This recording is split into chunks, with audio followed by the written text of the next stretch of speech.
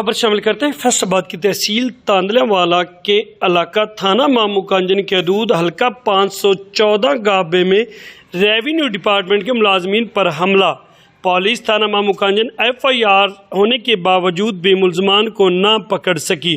Assistant commissioner तांदलावाला sofa Abid के हुक्म पर तामील करने के लिए जाने वाले पटवारी और कानूगो पर हमला। मुलाजमीन जान बचाने में कामयाब।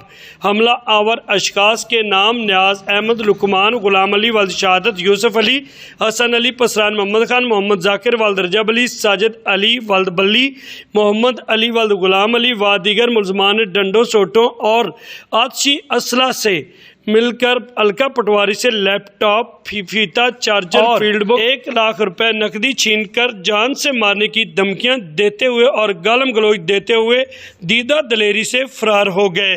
ताहल थाना मामूकांजन पुलिस सुस्तरवी का शिकार क्यों है?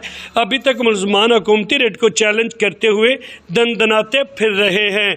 महकमा पुलिस के आला अफसरान को इस पर फिलफौर नोटिस लेकर मुलजमान को गिरफ्तार करने के अहकाम जारी करने चाहिए ताकि आइंदा किसी भी शख्स को कार्य सरकार में मुदाखलत करने की जुर्रत ना हो।